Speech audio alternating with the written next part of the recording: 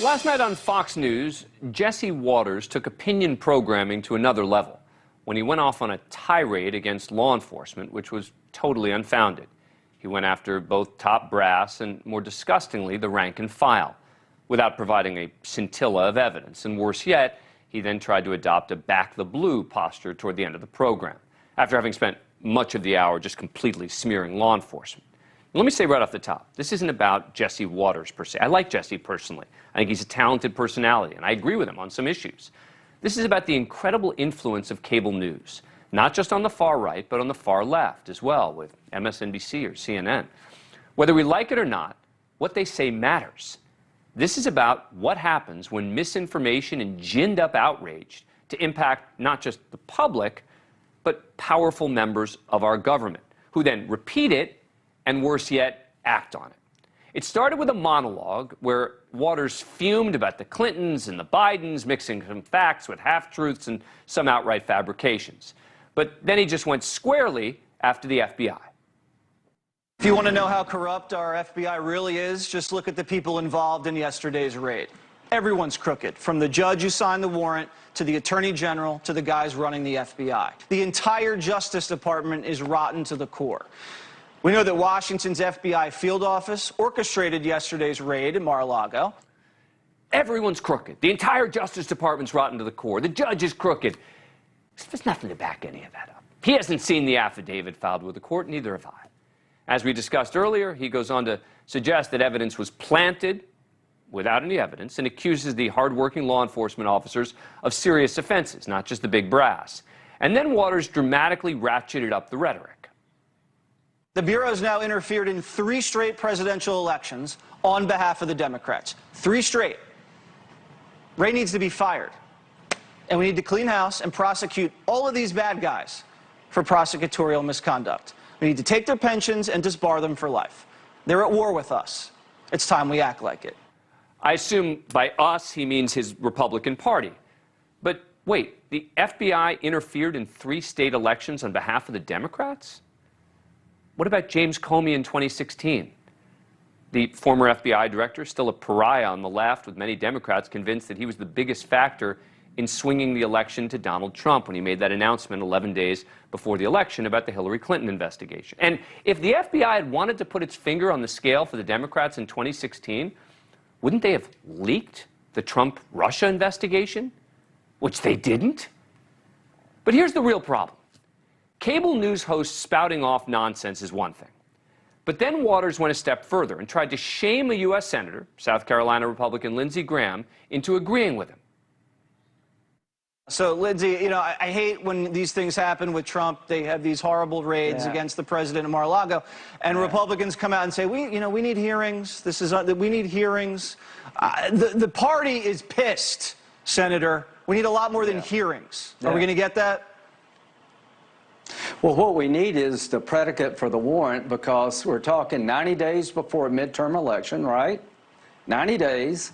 We're talking about raiding the home of the former president of the United States, the most likely nominee of anybody on the planet to be running in 2024. Is it plausible the FBI would open up an investigation of Donald Trump without merit? Hell yeah, they've done it before.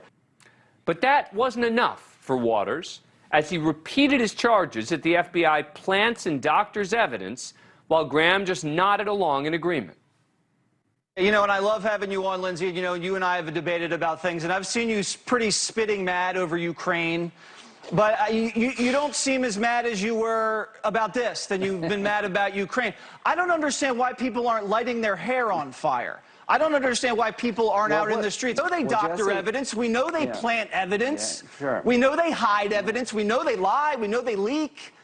I mean, this is not anything new. This has been years they've been doing this. We can't just say, oh, you know, we're waiting for the guy to come out and give a statement about what is predicated. I mean, what? These people are out of control, Senator. This country is at, like, we're on the edge of a cliff, man. I'm telling you, this country is at the edge of a cliff here.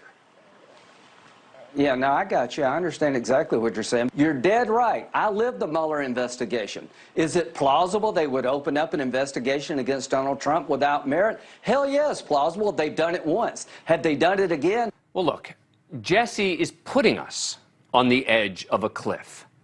That's the problem with what they do. They manufacture outrage. Lindsey Graham is on the Senate Judiciary Committee. I agree that we'd all like to know more about what happened.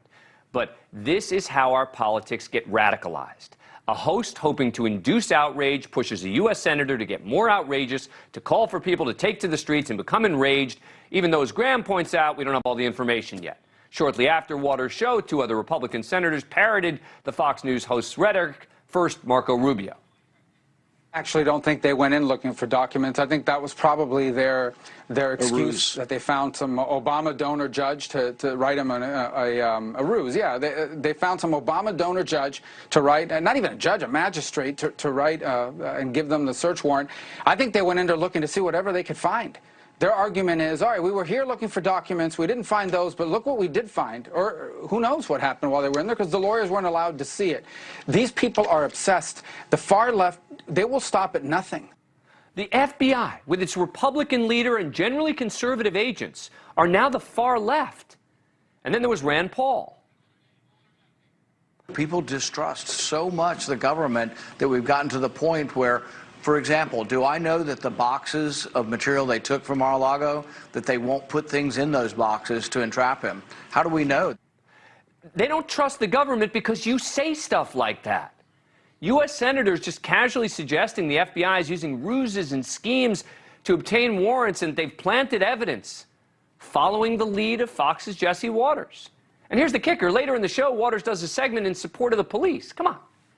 Those of us in the marginalized moderate majority don't want the dangerous outrage mongering. We want facts. We want reasonable analysis. We want to be able to support law enforcement across the board, call them out when they deserve it, and when the facts support it.